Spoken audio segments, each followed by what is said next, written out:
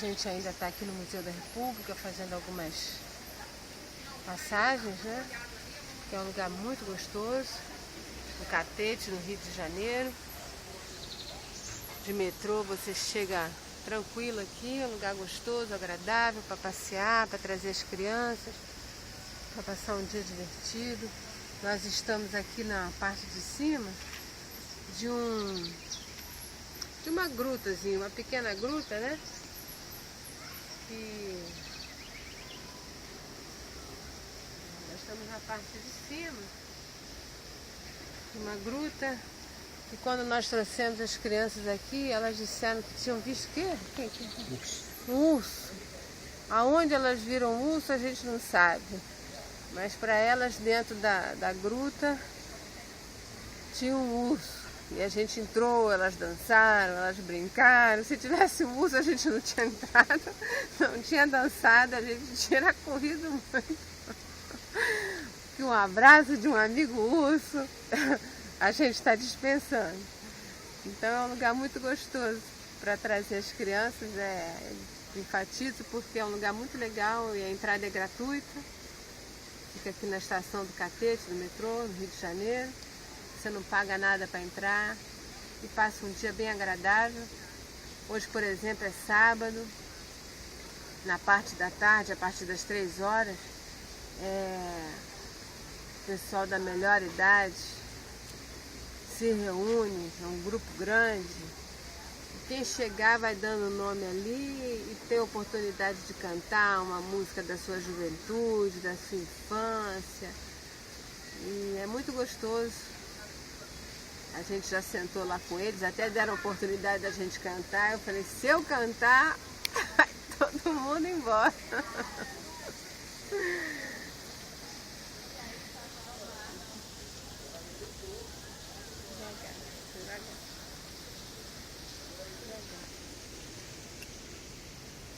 Se eu der o prazer a eles de ouvir, atirei o pau no gato, eles vão atirar o pau, mas é em mim. Então, por amor a eles, eu não cantei. Mas eu quero trazer uma outra reflexão aqui. A gente falou ontem sobre a ira de Deus que se revela do céu contra toda impiedade e perversão.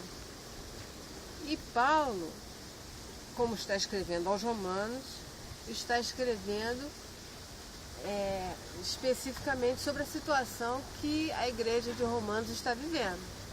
E aí ele entra no tipo de impiedade e perversão que eles estavam vivendo. Mas, obviamente, Deus não chama de impiedade nem de perversão somente aquilo. A gente até quando abordou isso, a gente trouxe para a nossa realidade, já que a gente não é romano daquela época, a gente vive a realidade de hoje.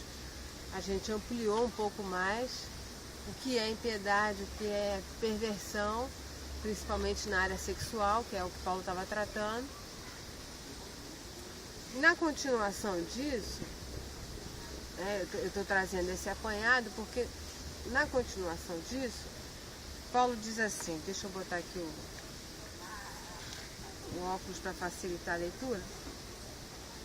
No capítulo 2, Paulo diz assim, vamos ler bem devagar para ver se a gente entende.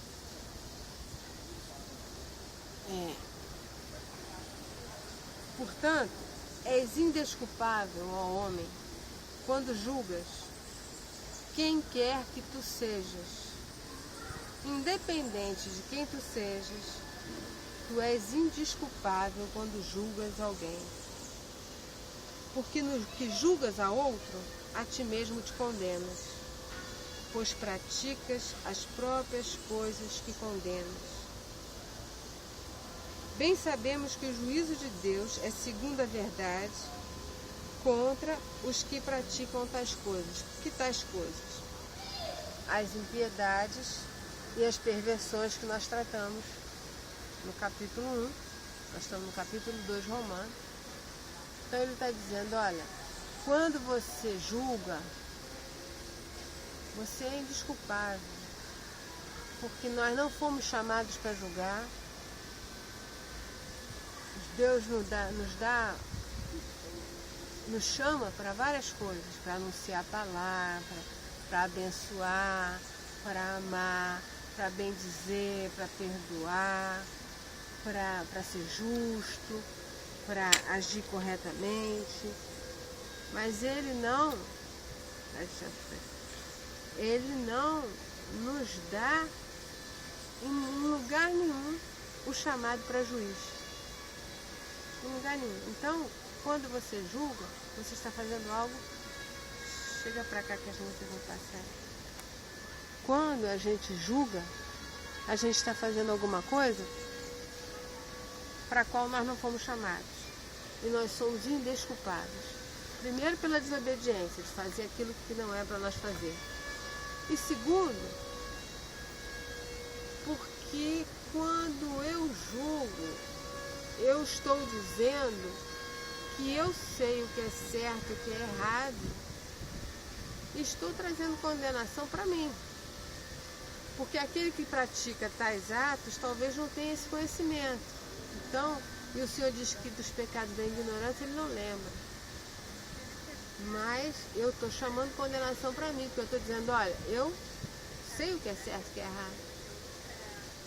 Por isso que lá em Tiago também, Tiago diz assim, não quereis muitos de vocês não queiram muitos de vocês, né? Assim, melhor, ser mestres. Querer ensinar os outros. Não querer ensinar não, porque o maior peso cai sobre você que está ensinando. E quando eu estou aqui passando uma mensagem para você, estou dividindo o que eu já experimentei, e eu não estou aqui ensinando, eu estou aqui como quem já comeu, já experimentou, e eu estou partilhando isso com você, eu estou dizendo que eu sei. E aquilo que Deus está querendo falar através de mim, muito mais fala no meu coração, porque eu não consigo passar exatamente. Então não queira ser mestre, não queira ensinar, porque traz maior condenação. Você sabe. Você depois não pode dizer que não sabe. E Ele está dizendo, aquilo que você julga, você se torna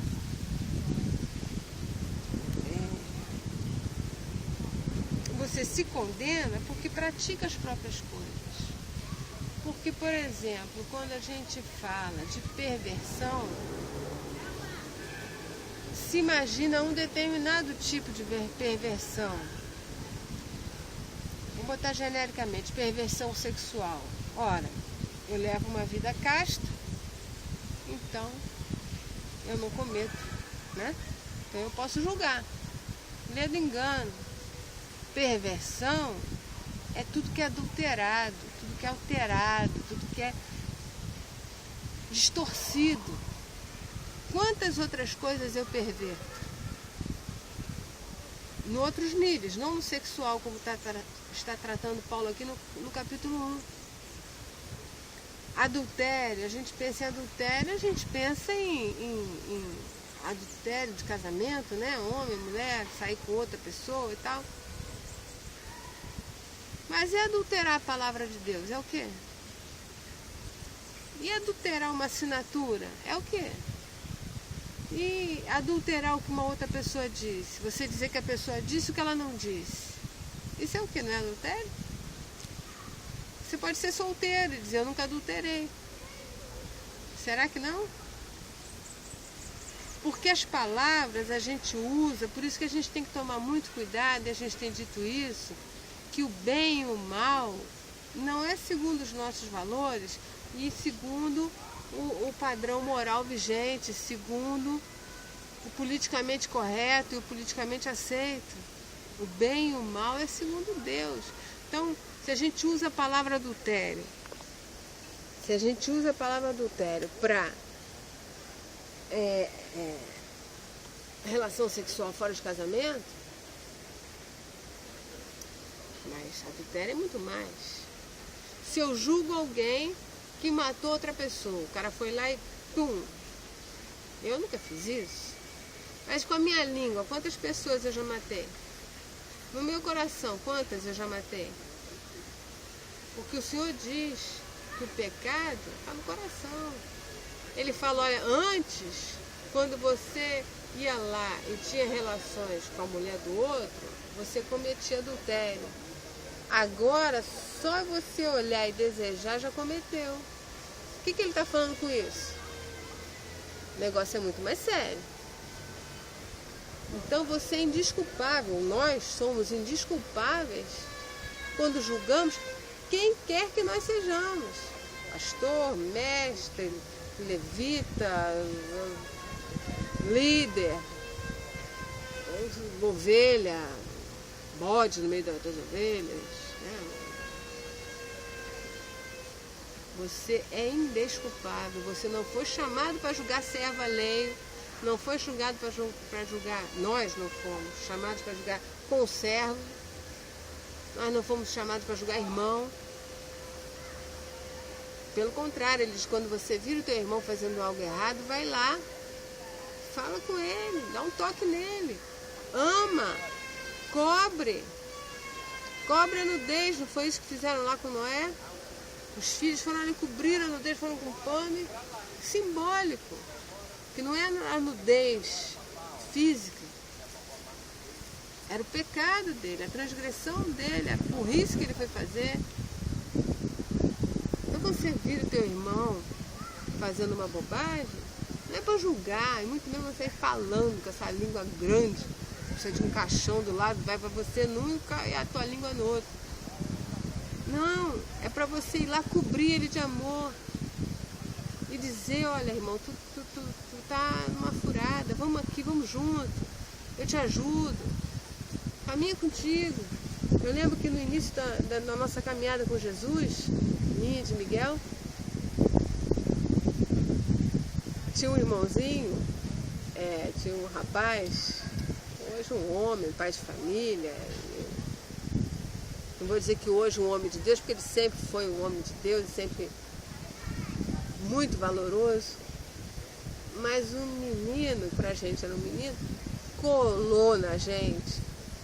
Pra onde a gente ia, estava ele lá. Mas olha, a gente ama e amava muito. Mas tinha hora que tocava o interfone, a gente ia tirar um cochilinho assim antes do culto, que a reunião começava às 4 horas da tarde. 1h30, depois do almoço, assim, que a gente ia dar uma descansadinha, 1h30, Marco Antônio. E era Marco Antônio. E ele ficava ali com a gente, conversava. Aparentemente ele não ia ali para evangelizar, ele não ia ali para ensinar que ele sabia e a gente não sabia, não, ele ia ali para passar a tarde com a gente, tomava um café, a gente não dormia, tinha que tomar um café, ele tomava um cafezinho com a gente. E depois da reunião, quando a reunião acabava, a gente ia andando até a praça, a gente morava em frente onde o pessoal se reunia, né? Mas ele ia pegar o ônibus na praça, então a gente andava com ele até a praça. E sentava na praça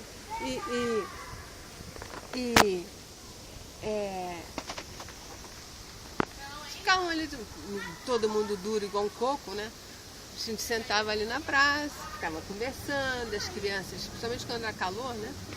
As crianças correndo no parquinho, e a gente conversando das coisas mais, como é que se diz? Triviais. As coisas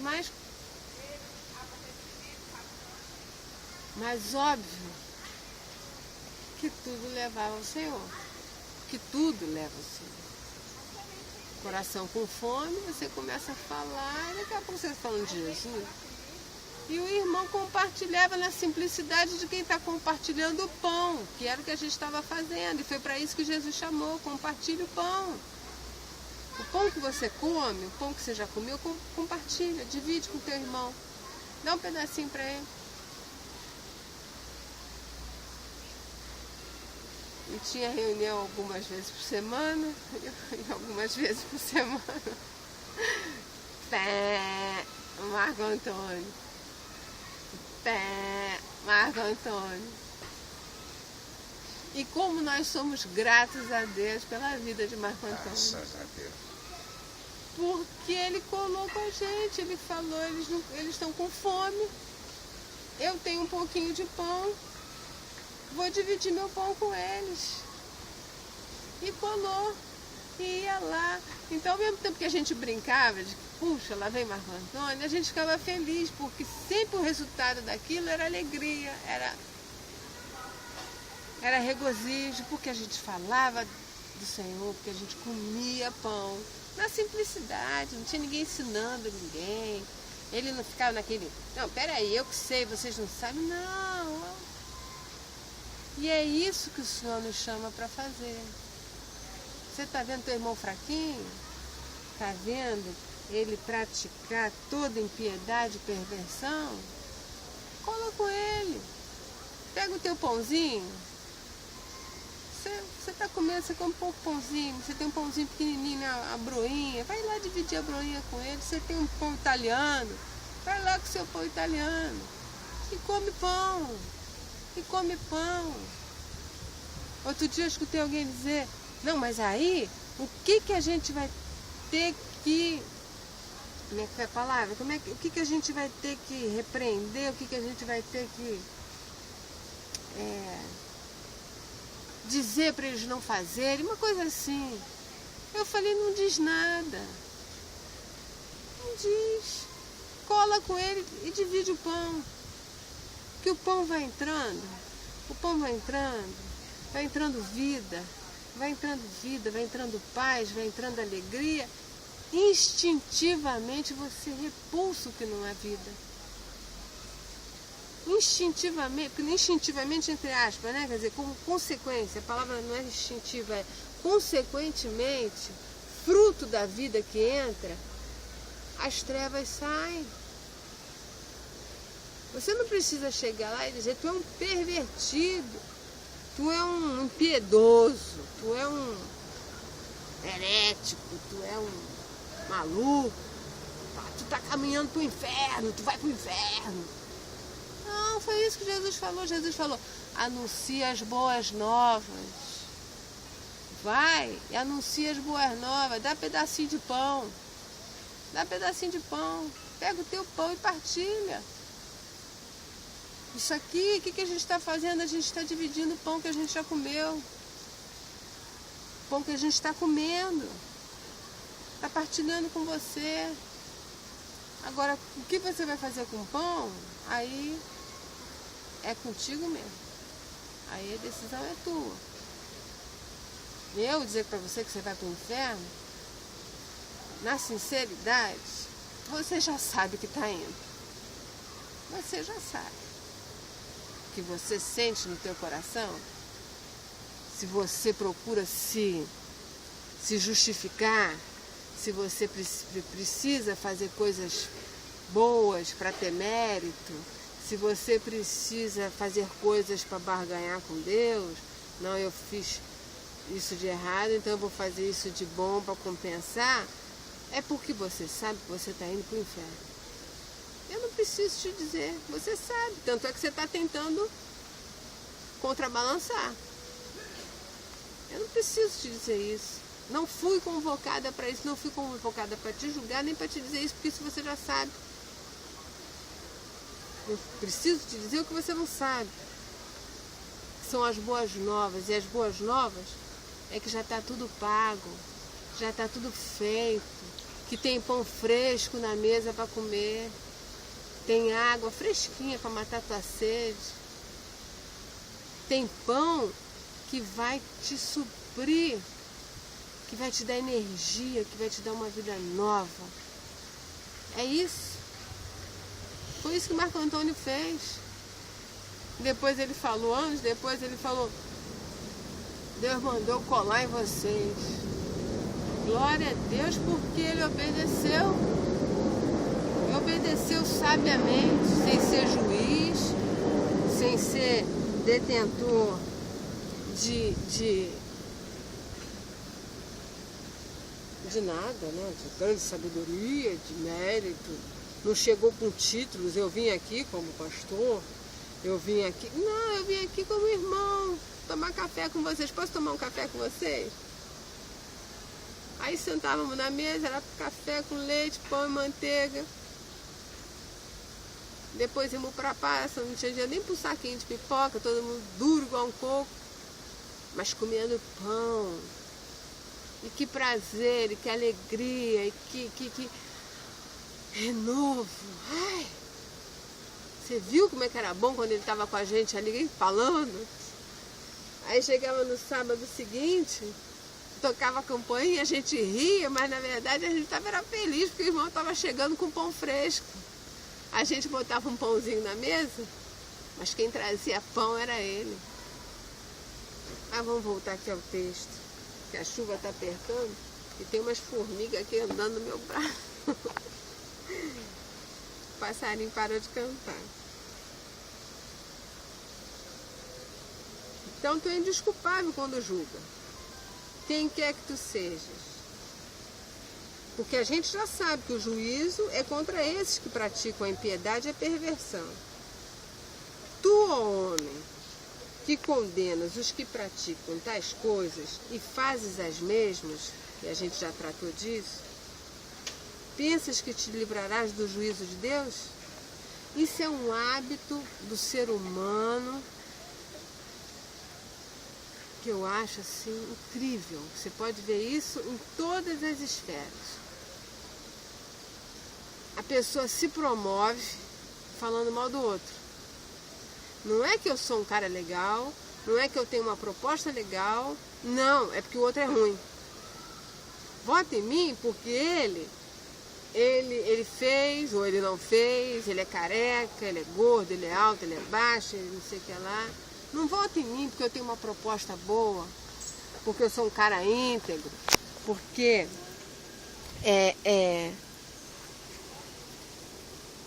Não. Ele está pensando, você está pensando que só porque você está apontando o pecado do teu irmão, você não vai sofrer juízo? Você pensa que o teu vai ficar escondido? Eu acho que o som entra aqui. Você acha que o teu vai ficar escondido só porque tu está mostrando o erro do outro? Pelo contrário, além do teu próprio erro, tu ainda tem o erro que está julgando. Tu está acumulando contra ti mesmo condenação. Isso é um hábito muito comum. Eu sou bom porque ele é ruim. O que te importa? A vida dele é dele com Deus. Deus nos chamou para uma vida de intimidade, é o que a gente tem enfatizado aqui. Então importa a tua vida, importa a minha vida como está diante do altar de Deus. Se eu vou te julgar pelo teu cabelo, pela tua barba, pela tua roupa, pelo teu modo de andar, se você masca chiclete, se não masca chiclete. Isso me alivia do peso da minha condenação? O que me alivia da minha condenação é Cristo. Porque quem está em Cristo é nova criatura e não tem condenação. Nenhuma condenação há. Não está escrito, quando você mostra o pecado do outro, você fica livre do teu. Não tem isso em lugar nenhum da Bíblia. Aí vem o versículo que eu amo de paixão. Ai, que gozo, que alegria, que coisa maravilhosa. Você despreza a riqueza da bondade de Deus? Você despreza a riqueza da tolerância de Deus? Você despreza a riqueza da longanimidade de Deus, ignorando que a bondade de Deus é que te conduz ao arrependimento? Que é coisa mais linda do que essa? É a bondade de Deus, é a misericórdia de Deus, é a graça de Deus, é o favor de Deus, é o carinho de Deus, são os livramentos de Deus que te conduzem ao arrependimento. Porque se ele... Aí as pessoas dizem, não, Deus está pesando a mão sobre mim. Deus está me castigando. Meu irmão, se Deus te castigar, tu está fulminado. Já era. Acabou.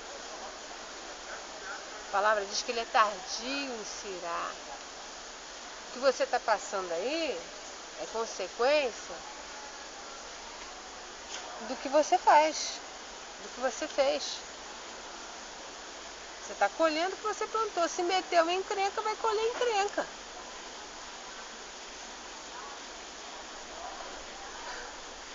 Plantou uva, nasce uva. Plantou abóbora, nasce abóbora. Plantou banana, nasce banana.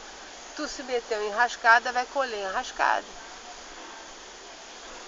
Mas no meio dessa enrascada, no meio disso tudo, dessa encrenca, a bondade de Deus te dando livramentos, renovando a misericórdia dele sobre a tua vida todos os dias, é que te conduz, é que te constrange ao arrependimento. Você vai falar, puxa, eu tenho feito, eu tenho sido, eu tenho pensado, eu tenho agido, e Deus tem me guardado, e Deus tem me livrado, e Deus não perde uma oportunidade de mostrar o amor dele por mim, no meio do caos, no meio do tormento em que eu me meti.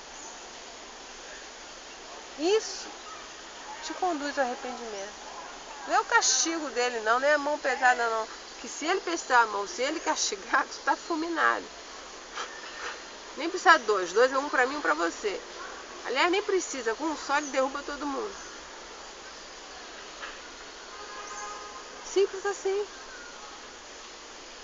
É a bondade dele, porque no meio dessa enrascada toda, dessa confusão toda, desse juízo todo, dessa arrogância toda, dessa soberba toda, dessa depreciação toda, ele te sustenta e não deixa você ser consumido, porque tem alguém doidinho para te tragar. E ele não deixa. Você está aí, tendo mais uma oportunidade, ouvindo, por pura bondade de Deus. Mérito nenhum seu, bondade pura. Isso não é lindo? Isso me dá um renovo, um vigor, uma gratidão. Ele é bom comigo a despeito de qualquer coisa. Aí você deixa de fazer outras coisas, você fala, puxa, não quero desagradar uma pessoa que me ama tanto, uma pessoa que está se mostrando para mim, está se revelando para mim, está me dando tempo para eu amar, para eu aprender a amar. Eu não quero desagradar o meu amado. Você se conserta. Senhor, perdoa, não queria fazer, eu fiz, queria fazer na hora que fiz, mas eu quero me ver livre desse peso, eu quero me ver livre disso, eu não quero mais. Me ajuda a não fazer mais, me ajuda a não pensar mais, porque você sozinho também não consegue se livrar. Você tem que se arrepender e pedir para ele fazer, porque ele faz, toda boa dádiva vem dele. E continua. Mas segundo, aí é brabo, porque ele está falando com aqueles que são indesculpáveis. Lembra? A gente começou a ler aqui, falando, ele está se dirigindo àqueles que são indesculpáveis porque julgam, né? Então ele fala aqui, mas segundo a dureza do teu coração, segundo a tua dureza e coração impenitente, acumulas contra ti mesmo ira para o dia da ira e da revelação do justo juízo de Deus, que retribuirá a cada um segundo o seu procedimento.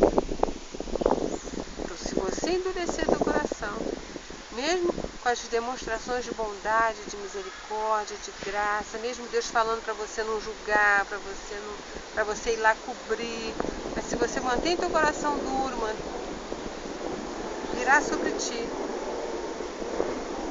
ira no dia da ira, no dia do justo juízo de Deus, que retribuirá a cada um segundo o seu procedimento.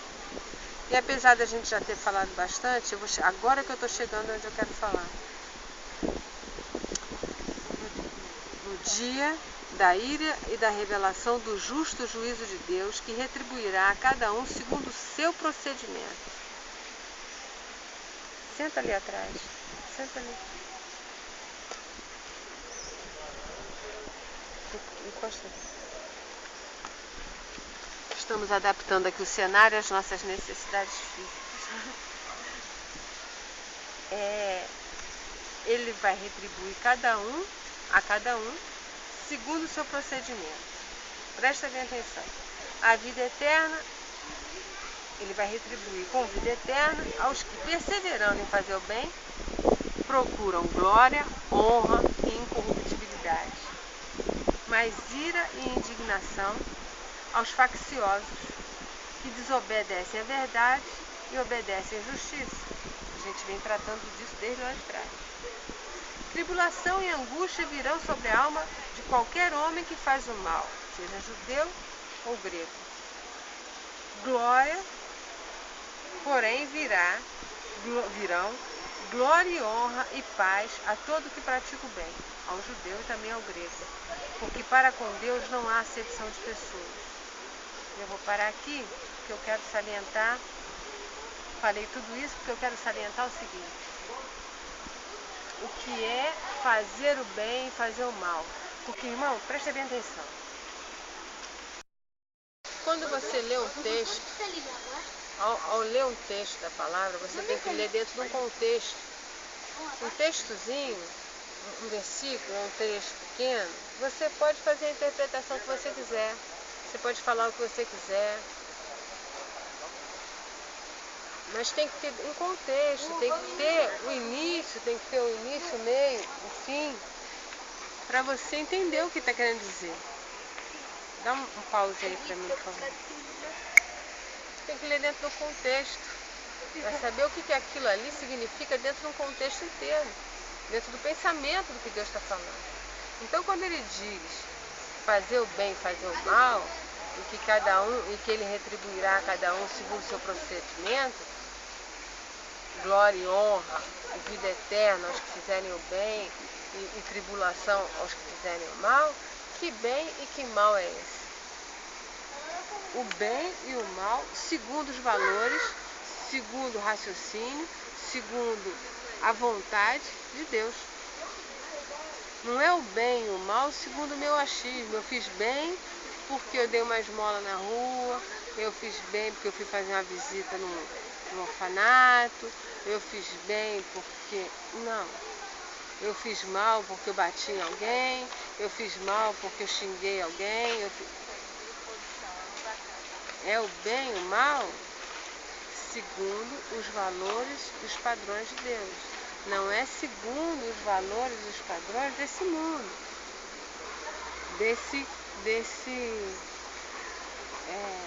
do politicamente correto para a época que a gente vive. Então, se você quer saber o que é o bem, o que é o mal, você tem que ter intimidade com ele. Você tem que comer o pão, tem que beber a água, comer a carne, beber o vinho, beber o sangue, para saber o que ele quer, o que é o bem. Então, às vezes, a coisa em si é boa, mas não é aquilo que Deus quer para você. Então, não, agora eu vou fazer um trabalho de que eu vou fazer, vou levar a palavra, vou levar mensagens, boas novas em hospitais. Mas não é isso que Deus tem para você. O que Deus tem para você é para você se trancar no seu quarto e interceder pelas vidas, interceder por aqueles que estão indo. Eu vou fazer uma coisa boa. Agora eu vou ser pastora. Agora eu quero ser pastora. É uma coisa boa, né? Eu vou falar lá no púlpitozinho aqui. Eu vou ficar aqui atrás. Isso é bom para mim, segundo o meu entendimento, segundo os valores vigentes. Mas isso não quer dizer que seja bem, que seja bom para ele. Que seja o que ele quer para mim. O que Deus quer para mim, antes de tudo, antes de qualquer coisa, ele quer que eu ame. Porque sem amor, nada tem validade nenhuma. não tem validade eu ir aos hospitais, não tem validade eu fazer evangelismo na rua, não tem validade nenhuma eu ser pastora, não tem validade nenhuma eu cantar. Sem amor, é como um sino que toca, faz ali o seu blém, blém, blém, mas não significa nada. Então, antes de tudo, a vontade de Deus é amor. Tudo se resume, ele falou, olha, ama a Deus acima de tudo, tira tudo que está no lugar de Deus e deixa Deus no lugar dele, que é no centro do teu coração, no centro da vontade da tua vida, no centro do reino da tua vida. E segundo, tenha você no entendimento, no nível, no amor que você tem que ter por você mesmo, nem mais, nem menos, nem narcisismo, nem autodepreciação. Tenha o amor no nível por você, no nível que você é. E ama o teu irmão como a ti mesmo, ou seja, na simplicidade, no nível que ele é. Ele não é mais, ele não é menos, ele é irmão, ele é ovelha, ele é gente. E se eu vou amar ele como a mim mesmo, eu vou fazer a ele aquilo que eu quero que façam para mim. Quando eu erro, eu quero que alguém me dê um toque, eu quero que alguém fale, eu quero que alguém cubra a minha nudez. Então, quando meu irmão errar, eu vou lá, vou conversar com ele, vou cobrir a nudez, vamos partilhar o pão. É na simplicidade da vida. A vontade de Deus para a nossa vida, as pessoas falam, a vontade de Deus é que eu vá lá para a África, pouca gente quer ir, né? A pessoa quer ir pregar em Miami, pregar em lugar legal, quer se instalar em hotel de 5 estrelas, quer jatinho para ir lá pregar. Jesus fala, não, olha, é na caminhada do teu dia a dia, você é estudante, teus colegas da escola, você é professor, ali, no teu dia a dia, na merenda, é no dia a dia. Ama, como ele amou, como ele ensinou a amar, como ele cobriu a gente de amor. Perdoar, isso é fazer o bem. Perdoar, olhar com misericórdia, olhar com graça, olhar com favor. Aquele pilantra é um pilantra, mas Deus ama.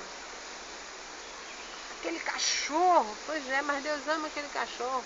Ama você, ama a mim, por que não vai amar aquele cachorro?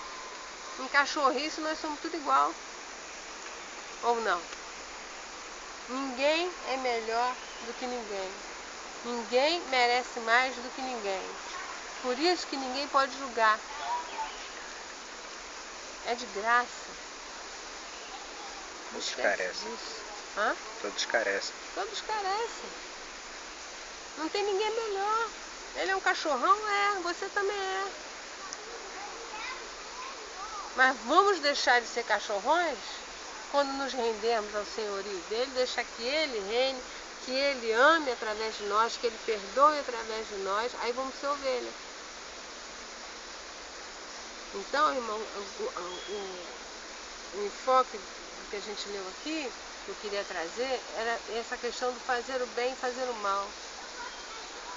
Que em outras oportunidades, que a gente já se alongou um pouco, fazer o bem e fazer o mal segundo os valores, a vontade, a verdade e a palavra de Deus. Não segundo o que a gente acha que é bom, porque tem coisas que eu acho boas e você acha ruim. Tem coisas que você acha legal que eu acho horrível. Então, nós não temos essa capacidade. Tem coisa que ontem eu achava legal que hoje eu já não acho mais. Então a gente não tem essa capacidade, Deus é eterno. Não tem sombra de variação. Então fazer o bem, o mal, segundo os valores, as vontades, a vontade e a percepção, a valoração dele. Para isso, volto a enfatizar, tem que comer o pão, tem que beber água. Ele diz, quem não comer a minha carne e não beber do meu sangue não tem parte comigo. Ou seja, não vai saber o que é a minha vontade, o que é bom, o que não é. Experimenta, só um pouquinho. A gente leu o Salmo 34, provai e veja que o Senhor é bom. Faz prova, come para ver se não é gostoso. Come para ver se não é legal. Come para ver se você não vai ter um novo, tudo novo. Você novo, tua cabeça nova, teu coração novo, teus pensamentos novos, tuas vontades novas, teus sonhos serão novos, tuas percepções serão novas, teu olhar será novo. Experimenta, prova. As pessoas dizem, faça a prova, provar e veja que o Senhor é bom. As pessoas... Ai, só Jesus. As pessoas pedem alguma coisa para ver se Ele não vai te dar. Isso é mesquinharia, são mercenários. Estavam para comer o pão, comer a carne. Fala, come a minha carne, bebe meu sangue. E vê se eu não sou bom. Vê se eu não tenho o melhor para você. Se eu não vou fazer tudo novo. É muito melhor do que te dar um carro. O que adianta ele te dar um carraço, um casarão, um jato, sei lá, um veleiro, um cruzeiro? Se tu continua com esse coração sujo, se tu continua com esse coração amargurado, cheio de raiva, cheio de ressentimento, se você continua aí com esse coração vaidoso, achando que você é o cara, que o mundo não é o mundo sem você, não sei como é que o mundo existia antes de eu nascer, não sei como é que ele vai ficar depois que eu for embora. Deixa de ser bobo. Vai ficar tudo aí, já estava aí e vai ficar aí. Come a carne, bebe o sangue, prova e vê se não é bom. Vê se ele não tem o melhor para você. Pensa nisso. Senhor, cobre-nos com teu sangue.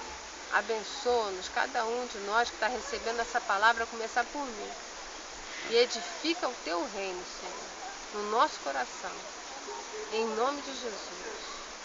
Amém. Que o Senhor te abençoe e te guarde. Até uma próxima. Que agora está chovendo, a gente vai sair correndo.